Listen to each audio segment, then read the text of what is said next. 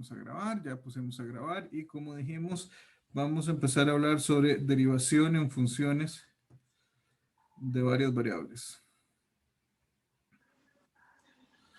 Okay. Yo sé que algunos de ustedes estarán, o sea, ya habrán, yo sé que algunos de ustedes han llevado cursos de cálculo en varias variables, ya sea unos pocos de ustedes que ya han llevado 450 antes, o algunos que han llevado 1003, o creo que aquí no hay nadie que haya estado en, ay, ya se me fue, antes eran los 29, pero ya no me acuerdo cuál fue el cambio de sigla, los de computación, creo que era 429 y no me acuerdo cuáles eran los de economía. Pero entonces yo me imagino que algunos de ustedes, quizá incluso la mayoría o cerca de la mitad de ustedes, puede que ya hayan visto. En la Nacional Charapán. Ok. Disculpen.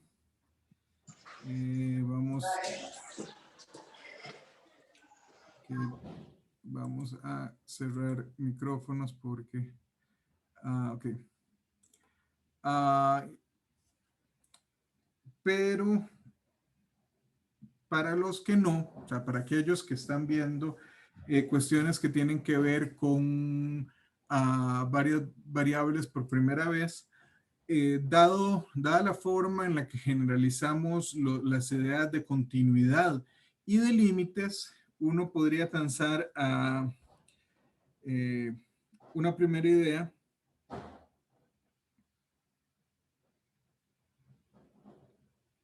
Una primera idea sería decir, bueno, imaginémonos, o sea, si nosotros en una variable, nosotros decimos que f' de x es igual a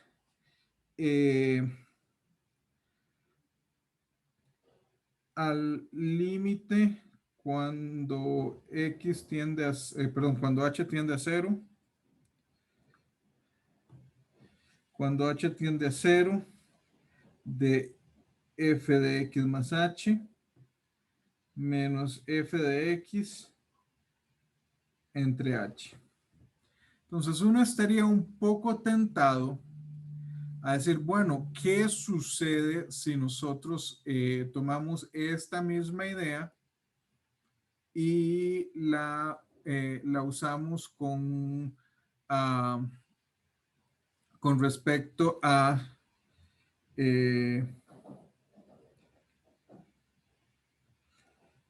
si decimos, ok, podemos hacer algo como un f' de x barra igual al límite cuando el vector h va para 0 de f de x más h en vector menos f de x sobre, y aquí tenemos un problema, no estamos hablando de h no es necesariamente, o sea, no es un escalar, entonces quizás se nos ocurriría hacer algo como la norma de h.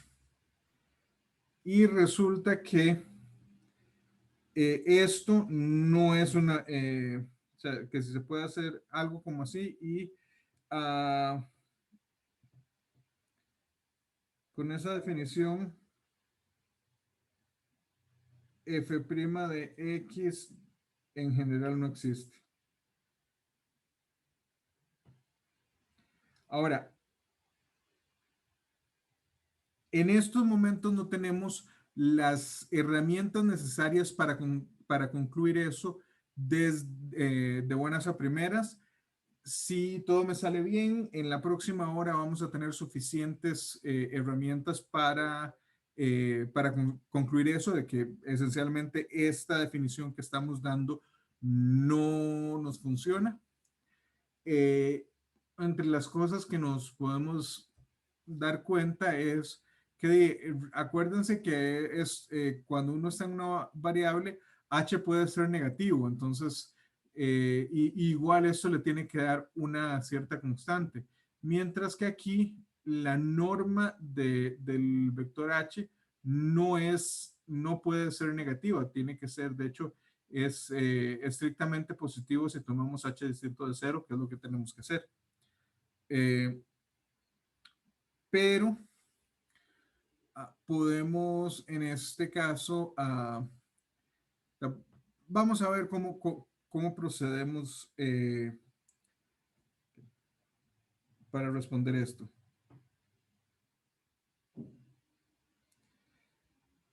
Lo que sí nos pasa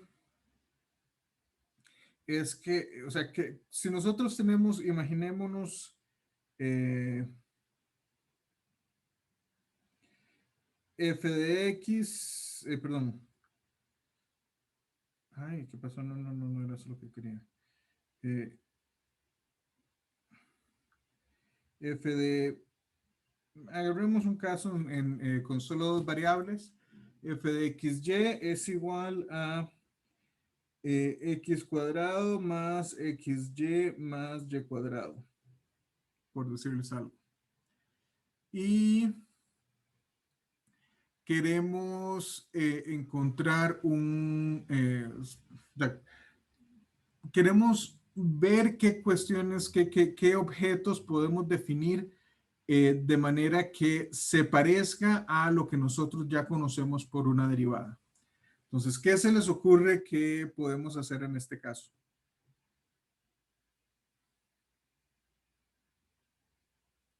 Bueno, una posibilidad es, y si tomamos una variable por constante,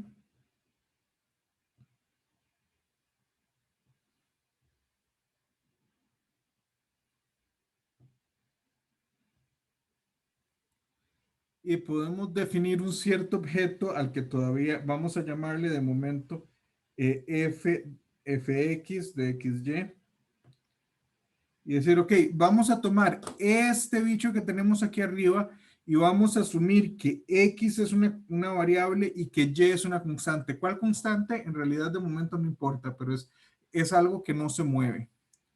Y podemos ver, por ejemplo, que en este caso, si sacamos la derivada de 2x cuando x es nuestra variable, derivada de x cuadrado es 2x, derivada de xy, bueno, y es una constante, entonces no importa lo que sea, constante por x, sacamos la derivada, lo que nos queda es nada más la constante, es decir, nos queda y. Y y0, pero y cuadrado, ¿qué sucede cuando derivamos y cuadrado y estamos imaginándonos que y es una constante? Y 0. Perfecto. Y de manera semejante podemos definir fy de xy y ustedes pueden hacer lo mismo y darse cuenta que esto nos da de esta manera. Entonces, en este momento lo que estamos diciendo es, esencialmente no estamos haciendo lo que decíamos aquí arriba, donde tomábamos cualquier vector y nos íbamos acercando a cero, sino que en este caso estamos escogiendo una dirección particular. O sea, veámoslo de esta manera. Antes lo que nosotros estábamos viendo era que si nosotros estábamos, se me olvida que este lado, yo como, ¿por qué me está dibujando tan feo? Si nosotros nos paramos en este punto, no es lo mismo, o sea, este es, por decir, donde está el vector h. Y donde está el vector h, lo que nosotros podemos hacer es decir, ok, antes lo que estábamos viendo era un cierto vecindario y podíamos acercarnos por cualquier dirección de ese vecindario del origen de 0, 0. Pero en el primer caso, nosotros lo que estamos haciendo es acercándonos exclusivamente, cuando lo hacemos con f de x, nos estamos acercando explícitamente por la dirección del eje X. Y no se mueve, X se acerca al punto en el que estamos. Y si lo queremos hacer con respecto a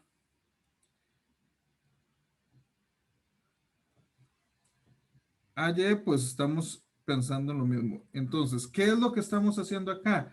Aquí en realidad lo que estamos haciendo es lo siguiente. Sí estamos usando hasta cierto punto lo que habíamos visto antes, la fórmula. O sea, sí estamos usando algo parecido a esta fórmula que tenemos acá, pero no es exactamente esta fórmula. Lo que estamos diciendo es que en el caso de fx, esto va a ser el límite cuando h va para 0, y aquí h no es ningún vector, h es un escalar de f de,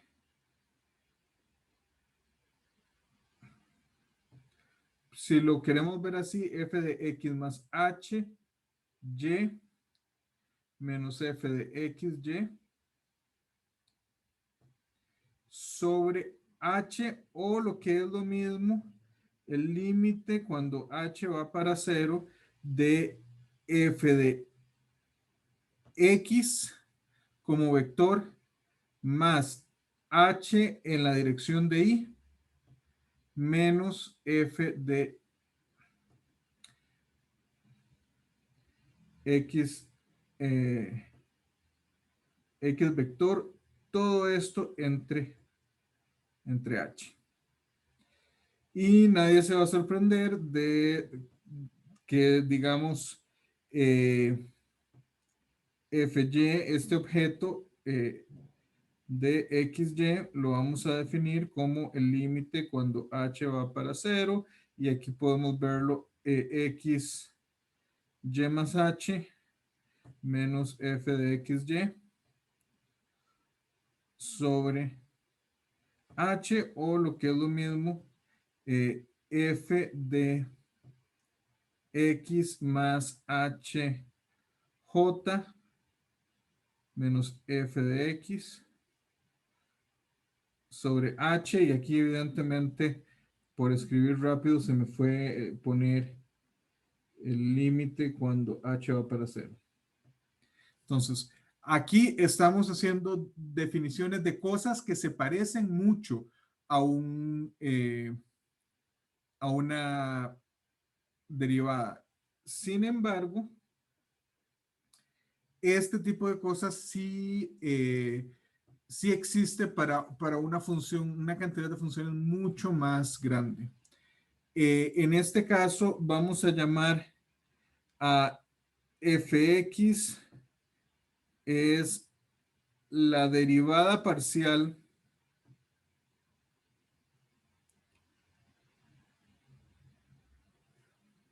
de f con respecto a x, y evidentemente fy es lo mismo, la derivada parcial de f con respecto a y, y eso parece una g, no una y, así que déjenme hacerlo más que parezca y. Ya tenemos aquí la idea de la derivada parcial, y por cualquier cosa, esta no es la única notación que van a encontrar. Hay alguna notación que usan a veces, o sea, este f con un subíndice x también puede representarse como dx de f, y la que ustedes posiblemente han visto antes es delta f delta x. Lo mismo con y, ¿verdad? f de fy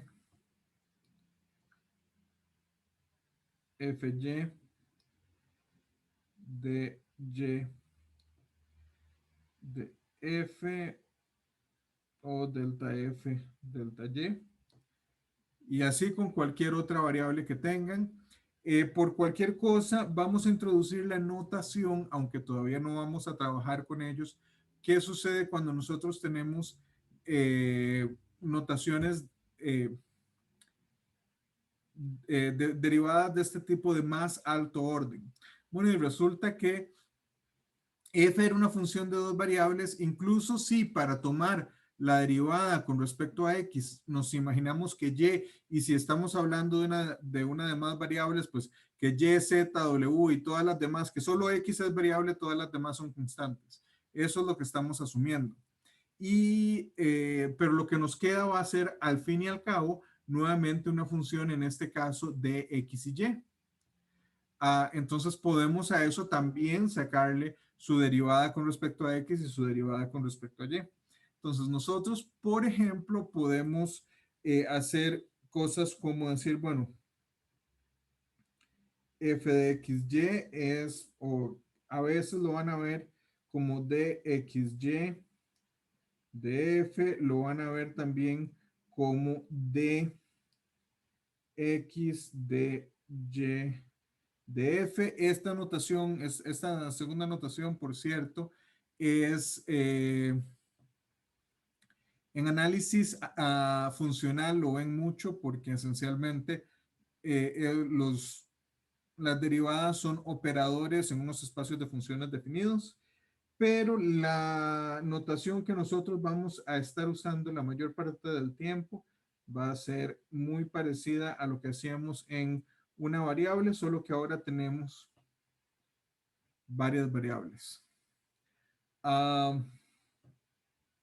Y evidentemente si hacemos, podemos sacar con respecto a x otra vez, y eso va a ser dxx, de f, puede ser dx, depende de cómo lo quieran ver, de f, y puede ser delta cuadrado f por delta x cuadrado.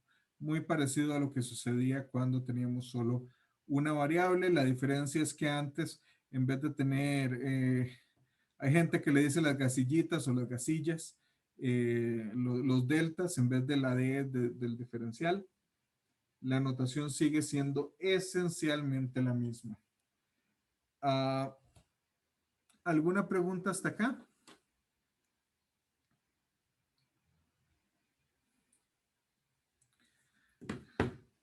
Bueno, hagamos un ejemplo.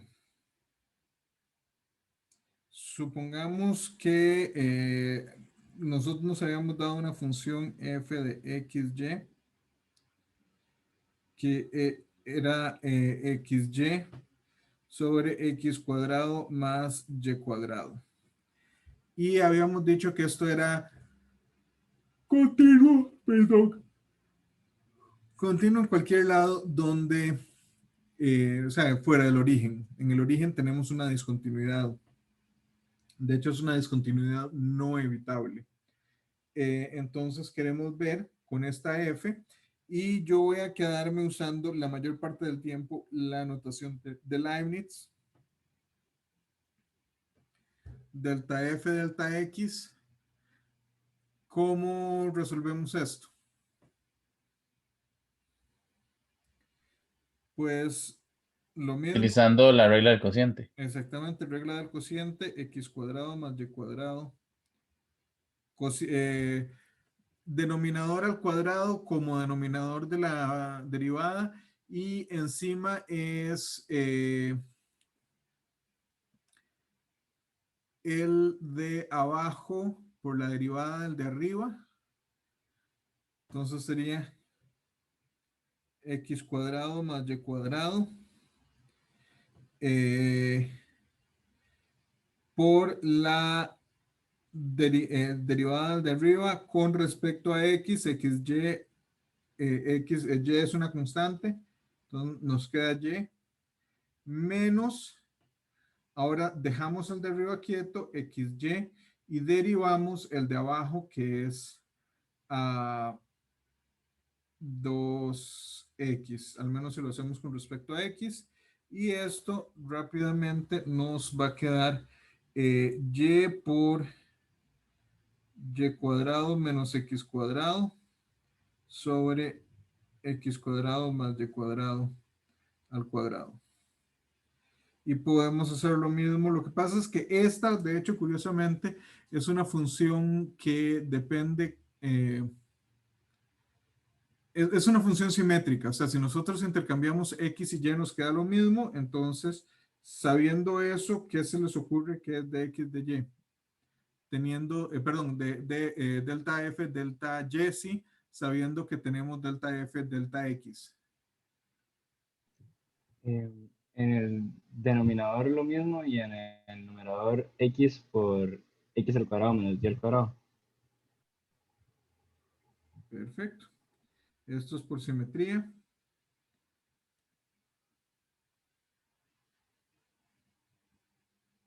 Y si nosotros hiciésemos algo distinto como seno de x,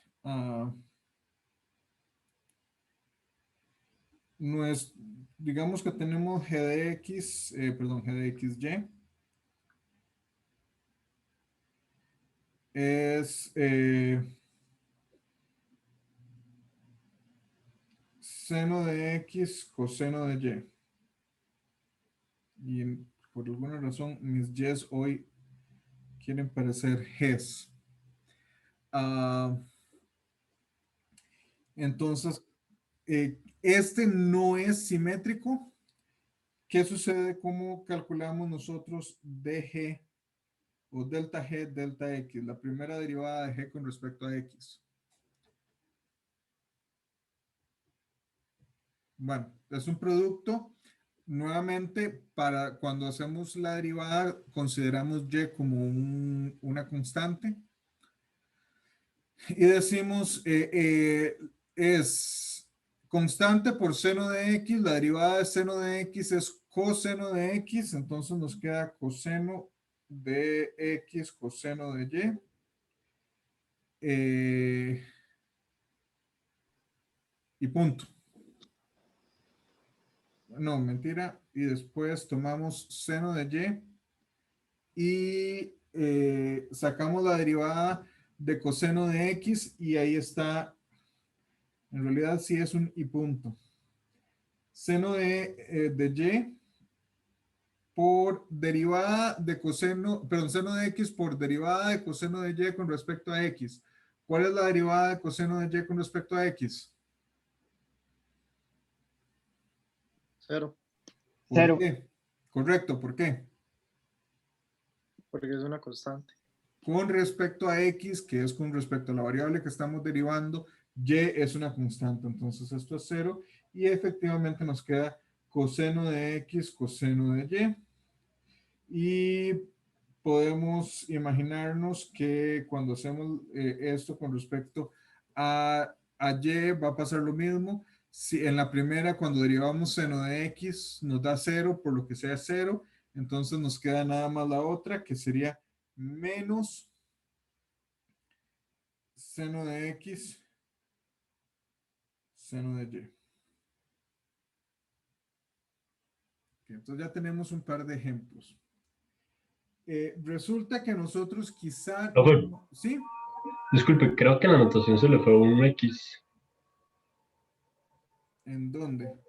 en la anotación o es un Y. Es un X, tiene ya vi a dónde se refería. Acá. Ahora, devolvámonos un segundo a este dibujito que hicimos aquí arriba.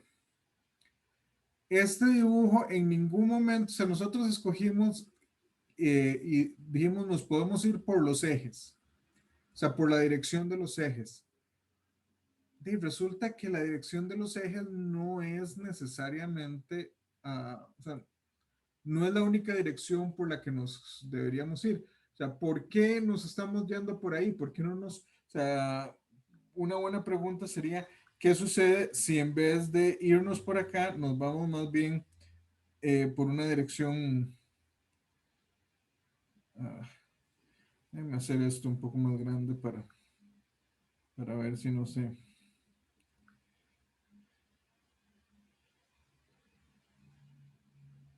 Que asuman que eso es una línea recta, pero que va en una dirección distinta a los ejes. O sea, todas estas están sobre, digamos en este caso, sobre la recta X igual Y. Nada nos está diciendo que no nos podemos ir por ahí. ¿Cómo creen ustedes que podríamos definir, usando esta misma idea, cómo creen ustedes que podríamos definir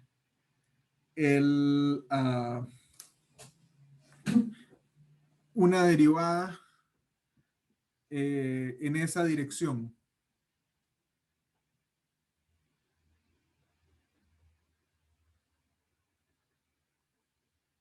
Bueno, primero lo que a mí se me ocurre sería definir una ecuación de recta, por ejemplo.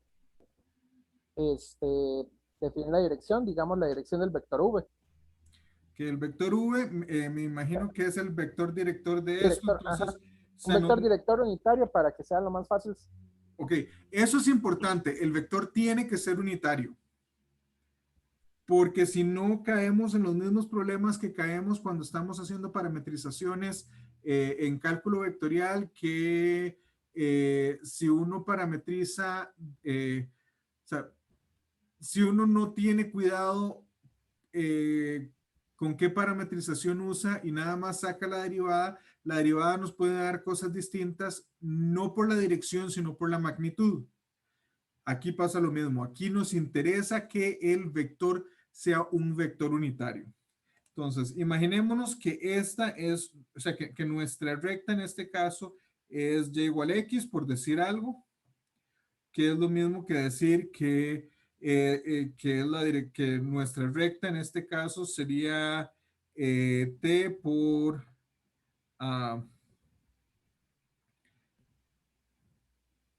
raíz de 2 entre 2 en i más raíz de 2 entre 2 en j. Cualquiera de esos nos sirve. Entonces, ok, si tenemos eso como, que ya tenemos esto, ¿cómo definimos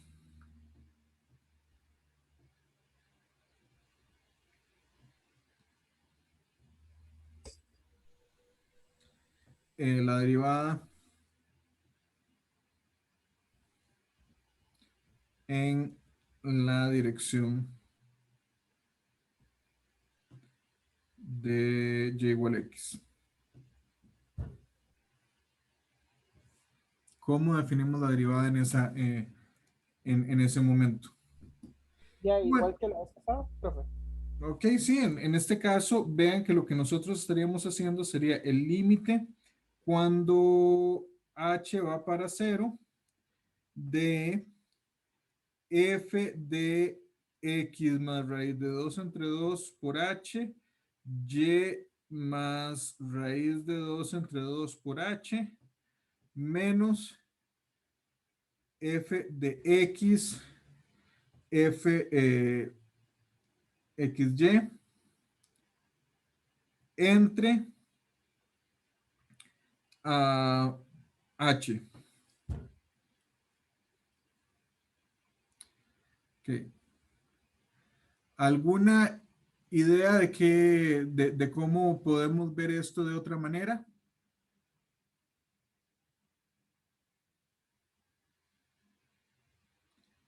Que aquí voy a hacer trampa, pero es una trampa clásica. O sea, básicamente es esto no necesariamente podemos encontrarle la comba al palo tan rápidamente como lo hicimos antes, pero podemos de alguna manera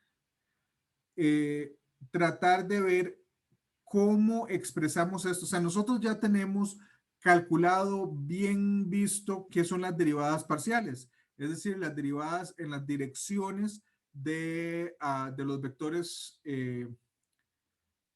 canónicos.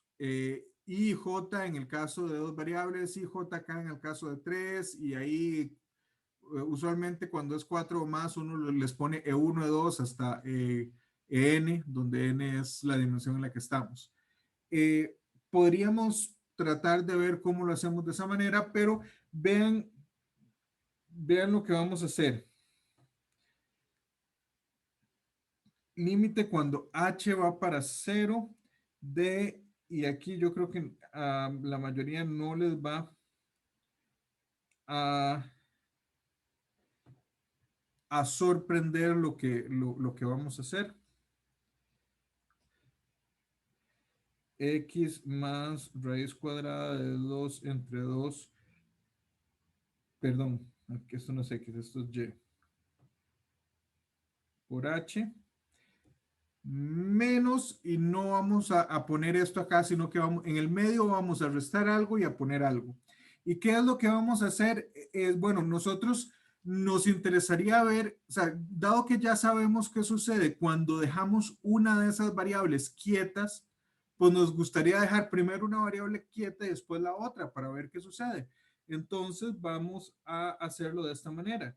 Vamos a decir f de x más raíz cuadrada de 2 entre 2 por h,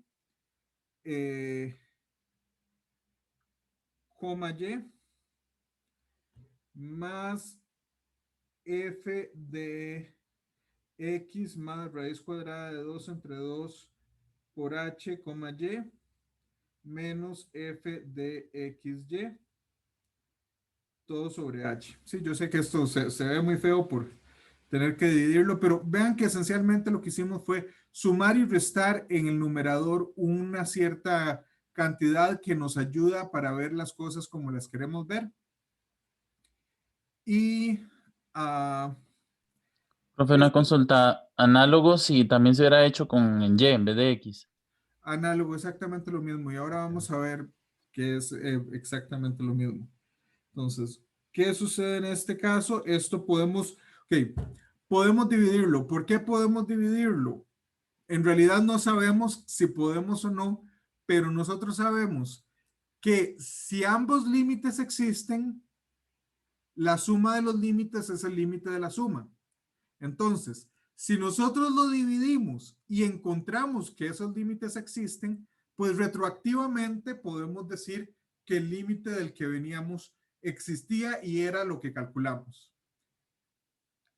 Esto, el problema es que si no encontramos cómo resolver los límites, pues no podemos estar seguros que el límite original no existía. O sea, puede que usted tenga un límite que sí exista y lo divida en dos límites donde ninguno de los límites existe, pero el límite de la suma sí. En este caso no va a ser así. Entonces, una técnica que ustedes me imagino que ya han visto.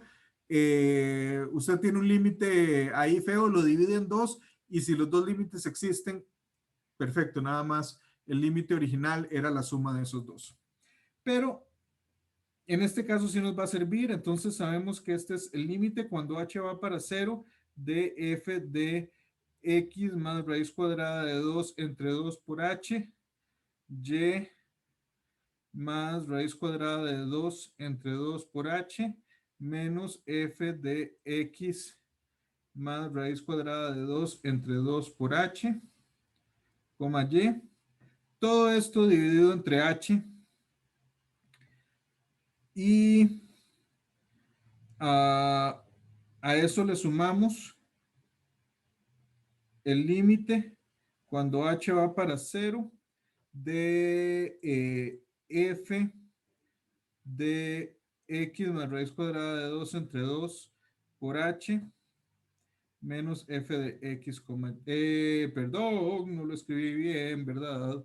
Esto es y menos f de x, y, todo entre h. Concentrémonos por el momento en este segundo límite. ¿Qué sabemos de este segundo límite? ¿A qué se nos parece este segundo límite? La derivada parcial con respecto a X. Sí, se parece, pero no es exactamente. ¿Por qué no es exactamente? Por la raíz de 2 entre 2. Perfecto. Aquí tenemos raíz de 2 entre 2 por h entre h. Lo que nosotros teníamos era f de x más algo que va para 0, y, etcétera, etcétera, dividido entre exactamente el mismo algo que iba para 0. Entonces, aquí hasta cierto punto, lo que tenemos es un factor de diferencia que nos incomoda. Bueno, Entonces pues multiplicar por un 1. exactamente, multiplicamos por raíz de 2 entre 2 aquí y multiplicamos afuera por raíz cuadrada de 2 entre 2. Y resulta que vamos a hacer exactamente lo mismo arriba, porque arriba tenemos lo mismo. En este caso es con respecto a y, porque no es lo que estamos pensando como constante es esta parte, la parte de x más raíz cuadrada de 2 entre 2 por h. Pero arriba podemos hacer lo mismo, raíz cuadrada de 2 entre 2 y raíz cuadrada de 2 entre 2. Entonces, si nosotros hacemos eso, lo que nosotros estamos diciendo es que esto nos queda como raíz cuadrada de 2 entre 2 por la derivada parcial de f con respecto a y evaluada en x, perdón, voy a escribirlo todo junto. Aquí todavía tenemos un límite de delta f, en este y es el que se está moviendo, evaluado en el punto x más raíz cuadrada de 2 entre 2, coma y, más, y en el segundo si nos volamos el límite, ya ahí no nos queda nada que limitar. Esto es raíz cuadrada de 2 entre 2 por delta f, delta x en xy. Aquí se me acabó el espacio, pero bueno, yo creo que sí lo podemos hacer acá. Esto es raíz cuadrada de 2 entre 2 por delta f, delta y en x, y, más raíz cuadrada de 2 entre 2 por delta f, delta x de x, y. Entonces, veamos lo que tenemos. Nosotros empezamos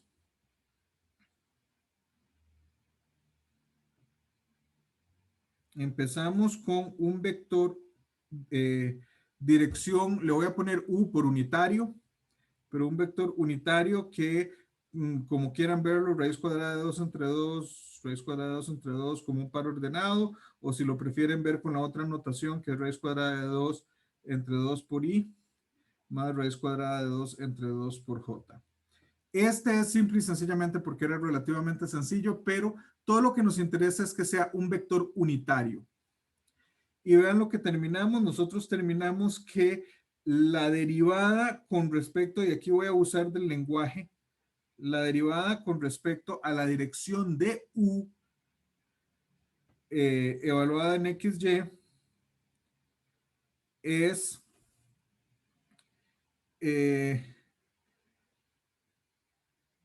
raíz cuadrada de 2 entre 2 por delta f delta x en xy más raíz cuadrada de 2 entre 2 por delta f delta y por evaluado en xy. Entonces, viendo esto, ¿a qué se les parece esto que tenemos acá? Un producto interno de vectores. A un producto interno de vectores. El primer vector claramente es el vector, el vector u. O sea, aquí nos podemos ver esto como raíz cuadrada de 2 entre 2 en i más raíz cuadrada de 2 entre 2 en j, que esto es nuestro u. Producto interno con, ¿cuál es el otro vector? dado por los parciales, parcial de f con respecto a x en y, más la parcial de f con respecto a y en j y evaluados en x, y. Que de momento, yo sé que están ahí, pero de momento los voy a dejar simplemente para no hacerlo tan engorroso de escribir.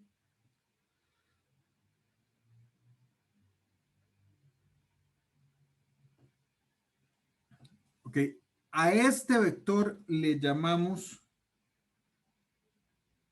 a veces el diferencial. En general lo vamos a representar de esta manera. Nabla F, que es esencialmente una delta para arriba, usualmente no es tan gruesa como la delta. Y resulta que aquí tenemos dos definiciones. La definición 1, si F va de Rn en R, entonces Nabla F en general, el diferencial de F se define como delta F con respecto a X1 en la primera coordenada más delta F con respecto a la segunda variable en la segunda coordenada y así hasta que llegábamos a la última coordenada, delta F delta XN por N. Y la segunda definición es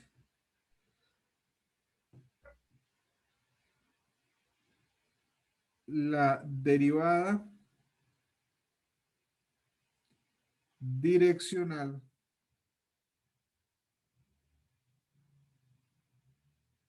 de F con respecto a la dirección unitaria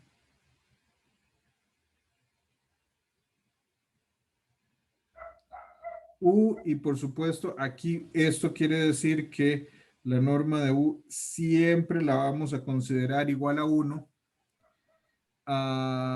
Se define, y aquí lo vemos, F de U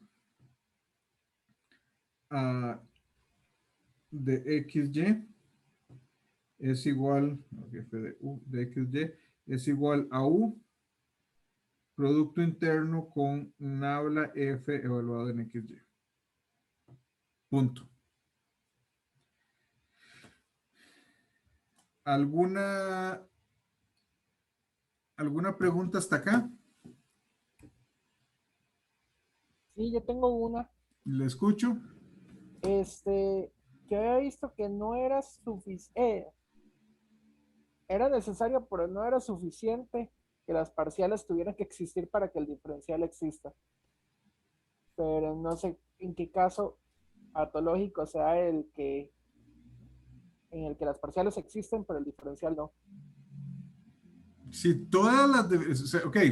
Recuerden que como muchas otras cosas, estas definiciones, a pesar de que las estemos dando en general, son definiciones locales, ¿verdad? Eso quiere decir que dependen del punto en el que usted esté, hablando.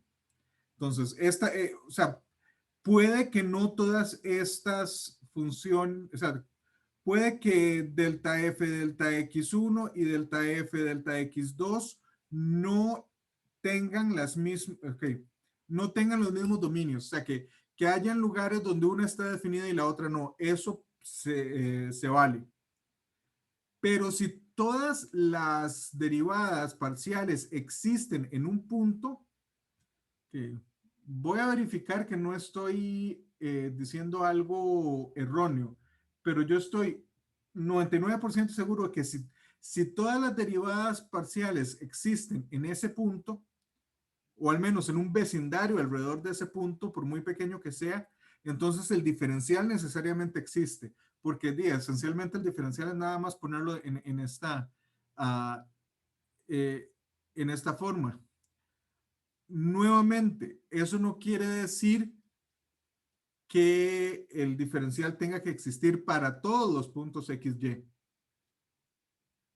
No sé si ahora me explico un poco mejor, Adrián. Sí, sí, un poco mejor. Bueno, y lo otro es que había visto que ese era el gradiente más bien y el diferencial sería como el, ¿cómo decirle? El producto interno del gradiente con un vector de diferenciales, entre comillas, de X, de Y, de Z, hasta llegar a la última coordenada. Ok. Preocupémonos de eso después, con respecto a nombres. Ok. ¿Alguna otra pregunta hasta ahora? O sea, yo sé lo que usted me está hablando. Usted me está hablando de este operador. Ah, usted me está hablando de este operador que usualmente se define como, como de esta manera, que es, no es un diferencial o no es un vector, simplemente es la segunda derivada de f con respecto a la primera variable y se suman todas igual. No, ese no es, ese es lo que conoce como el laplaciano. ¿Sí? No, el que yo estaba pensando era el gradiente de f, producto interno con un vector de, entre comillas, de x, de y, de z, de w, o de x1, de Ok, x2 sí, hasta sí, que... ok, preocupémonos de eso después. Eso depende de la definición que usted le esté dando. Ok. Y eso va a cambiar de libro en libro. Esos son de ese tipo de cosas que a veces hay dos conceptos muy relacionados entre sí, que un autor llama a un concepto de una manera y el otro autor usa el mismo nombre para el otro concepto que está muy cerca, pero no es exactamente el mismo. Entonces eso ahí ya dependerá del libro que usted esté leyendo y pues hay que ser consecuente con lo que dice, con lo que dice el libro que usted esté consultando. Ahora, hay una cosa que sí les quería recordar. No sé si se acuerdan, que veamos, vámonos para atrás, que nosotros estábamos aquí, apenas empezamos, dijimos esto. Con esta definición, esto en general no existe. Y aquí podemos ver qué sucede. ¿Por qué? Porque hasta cierto punto, vean que esto que tenemos acá se parece, o sea, si nosotros fijamos la dirección de H, esto es una derivada direccional esencialmente. ¿Y qué sucede con una derivada direccional? Bueno, o sea, si este valor existiese, entonces en cualquier dirección la derivada direccional me debería dar lo mismo. Muy bien, entonces veamos lo que estamos diciendo acá. Lo que estamos diciendo es que si el primer intento, si el primer intento de si el primer intento de definición existiese,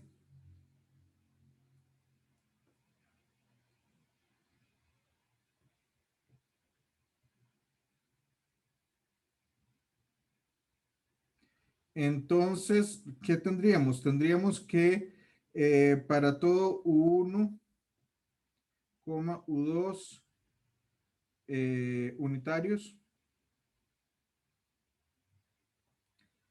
f en la dirección, o sea, la derivada parcial en la dirección de U1 de XY sería igual a la dirección, a la derivada direccional de U2 de XY. ¿Y qué quiere decir esto? Esto quiere decir que que U1 producto interno con nabla F en XY es igual a U2 por Producto Interno con F de XY. Y aquí tenemos un problema, porque por otro lado podemos usar lo que nosotros ya sabemos de productos punto, y esto va a ser norma de 1, que es 1, por la norma de F de XY por el coseno de cita 1, donde cita 1 es el ángulo entre 1 y este vector nabla de F de XY. Y por otro lado, esto tiene que ser igual a lo mismo, delta F de XY por el coseno. Esa es la del ángulo entre vectores, ¿verdad? Sí, correcto. Sí, correcto. ¿Qué nos queda acá? Nos queda que, como estas dos cantidades son distintas, si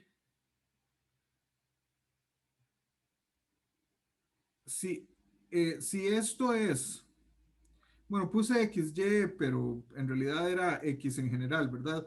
Pero como hemos estado trabajando, dejémoslo como XY. Si XY es distinto de 0, si la norma de F de XY es distinto de 0, entonces coseno de cita 1 tiene que ser igual a coseno de cita 2 para todo cita 1, cita 2. Y eso claramente no se puede. Entonces, esencialmente, la derivada que nosotros estábamos hablando, la que nosotros dijimos, bueno, dado que la forma en la que estamos generalizando, perdón, dadas las formas en las que estamos generalizando,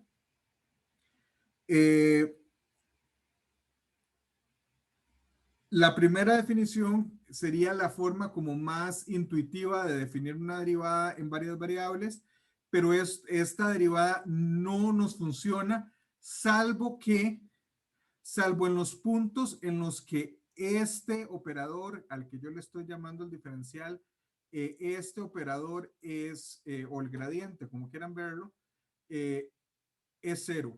Si no, aquella cosa no existía.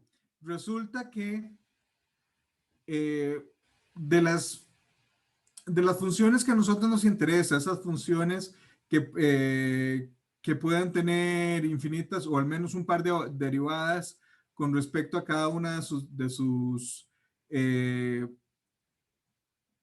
coordenadas, pues la única función que va a cumplir esto en todos los puntos es la función idénticamente 0. Entonces, esa sería la única función derivable con respecto a esa primera noción o intento que nosotros tuvimos. Y para cualquier otra función en cualquier punto donde el diferencial no sea 0, cromamos en esos puntos necesariamente. O sea, esa derivada no podría existir. Okay. ¿Alguna pregunta hasta acá?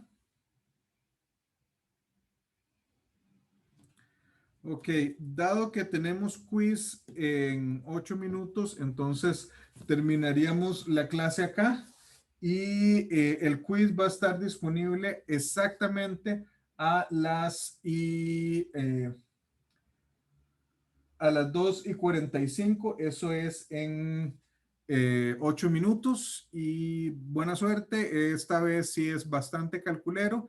Espero que les vaya bien a todos y si no, por lo menos a la mayoría.